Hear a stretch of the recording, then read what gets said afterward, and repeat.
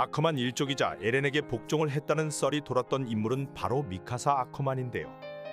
오늘은 미카사 아커만에 대한 비밀들을 알아보겠습니다. 바로 시작합니다. 1. 가문. 진격의 거인 송 미카사의 진짜 정체는 아커만 가문이라는 수수께끼와 직결되는데요.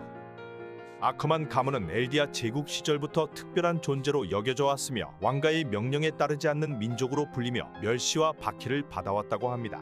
命令に従うためだけに作られた一族。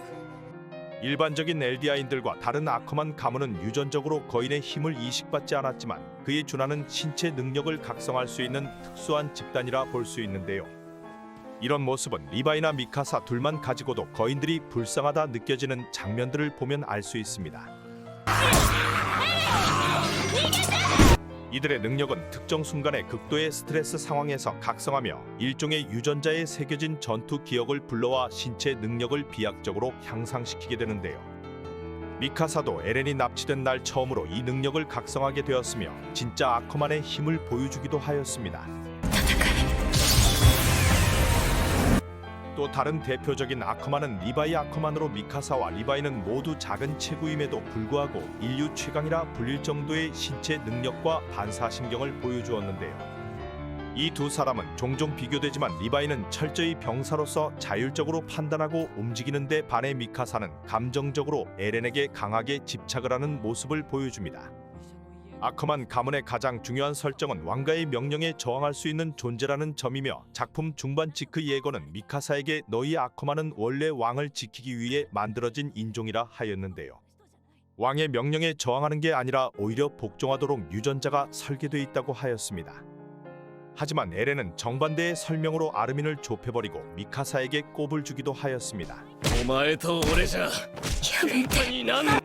하지만 결말을 보면 미카사는 에렌에게 충성하는 것이 단순한 본능이 아니라 어린 시절 생사를 오가는 상황에서 그녀가 스스로 선택한 것이라는 걸 알 수 있습니다. 소수의 아커만들만 등장한 것을 보면 거인 밸런스도 무너뜨릴 수 있어 이들이 얼마나 강한지 알 수 있네요. 2. 노예. 진격의 거인에서 논쟁이 되었던 것 중 하나는 바로 미카사는 에렌을 사랑한 것인지 아니면 아커만이어서 노예처럼 복종한 것인지에 대한 것이었는데요. 미카사는 처음부터 끝까지 에렌 곁에 있었고 어린 시절 가족을 잃고 죽음 직전에 놓였던 상황에 에렌을 통해 구조되며 삶의 의미를 다시 얻게 되었습니다. もう大丈夫だ。安心しろ。 그날 이후 에렌은 미카사에게 단순한 친구가 아닌 삶의 전부가 되었으며 애정 이상의 복잡한 감정이 드러나기 시작하였는데요. 이러다 등장한 내용의 아커만 가문은 특정 인물에 대해 본능적으로 충성을 느끼는 종족이며 미카사가 에렌을 지키려는 것도 유전자에 각인된 본능일 뿐이다라는 설정이 나오게 되었습니다. 이 내용과 함께 아커만 가문 특성상 호위 임무에 의해 복종하는 것이라는 해석을 가능하게 만들었고 에렌 역시 이 논리에 기대어 미카사를 밀어내게 되었는데요. ミカサ、お前が大嫌いだった。 실제 미카사는 단 한 번도 자신의 감정을 명확히 말한 적이 없었으며 작중 딱 한 번 아르민의 질문에 대답한 그 순간을 제외하고는 침묵을 유지하였습니다. 미카사는 에렌은 가족이라 말했지만 그 말조차 에렌은 듣지 못한 채 논란은 계속되고 있었습니다. 그리고 마지막 화에서 미카사는 에렌을 스스로의 손으로 죽이며 그를 감싸 안고 마지막 인사를 전하였는데요. 마지막 장면은 복잡한 감정의 결말을 나타내고 미카사의 진심이 드러난 순간이어서인지 진격의 거인 명장면으로 꼽히고 있습니다. 에렌 역시 죽기 전 마음속으로 미카사에게 나를 싫어하지 말아달라고 말하는데 이 대사는 에렌의 복잡한 심리를 그대로 드러내며 미카사가 자신을 사랑한다는 것을 알고 있었고 그 감정을 일부러 밀어내면서까지 모두를 지키려 한 것으로 생각됩니다. 결국 미카사의 감정은 복종이 아닌 선택이었다고 볼 수 있는데요. 어린 시절 에렌이 준 스카프처럼 미카사의 행동과 선택은 거의 스토커급의 뜨거운 사랑이었고 복종이 아닌 걸 알 수 있습니다.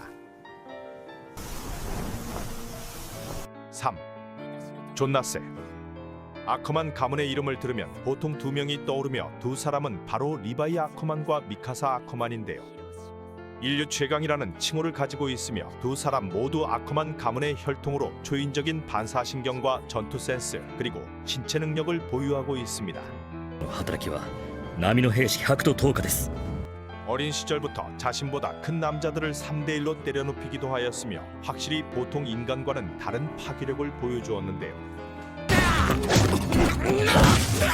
조사병단 훈련에서부터 실전에서 활약까지 다른 강함을 보여주었고 인간 중 나름 격투 최강인 애니마저 미카사를 짐승이라 표현하기도 하였습니다. 거인이고 사람이고 다 조져버리며 엔딩까지 살아남은 인물 중 하나인데요. 일반 사람들과 달리 근육량 자체가 다르며 작은 체구임에도 한 손으로 사람을 날려버리는가 하면 몸무게 자체가 다르다고도 얘기가 나돌고 있습니다. 초기에는 리바이에게 도움을 받기도 하며 밀리는 모습을 보였지만 이후 미카사는 감정과 판단 그리고 결단까지 포함된 완성형 전사로 진화를 하게 되었는데요. 역대 9거인들과 혼자 맞다이를 하기도 하였으며 결국 최종장에서 에렌의 목을 직접 썰어버리며 전쟁을 끝낸 전사로 남게 되었습니다.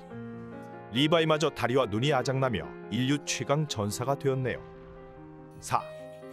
만약에 중간에 에렌은 진짜 겁나 힘들었는지 미카사와 함께 도망쳤다면 어떻게 됐을까란 생각을 하였는데요.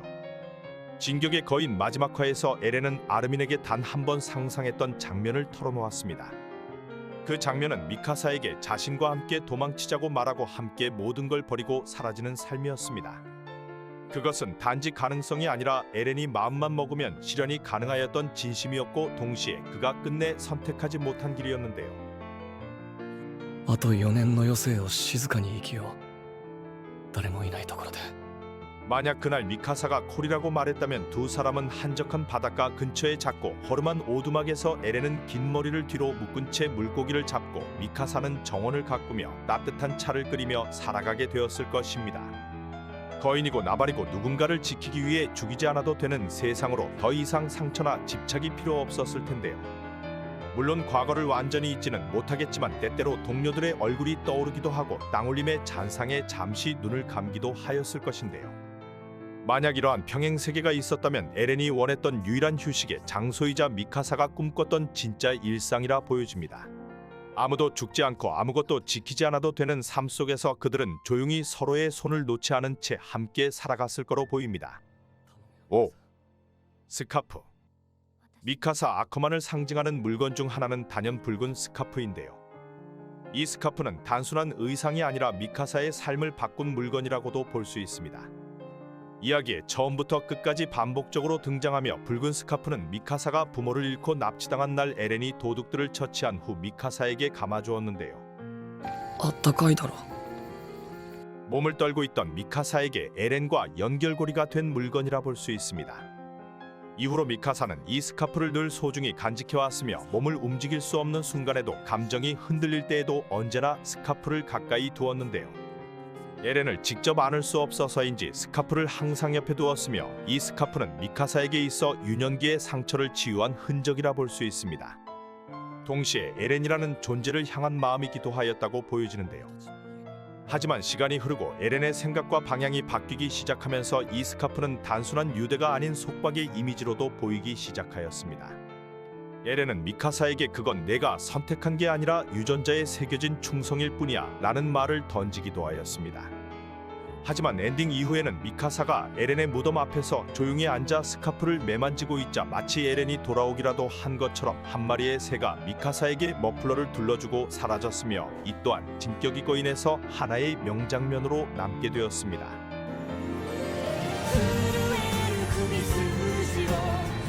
감사합니다.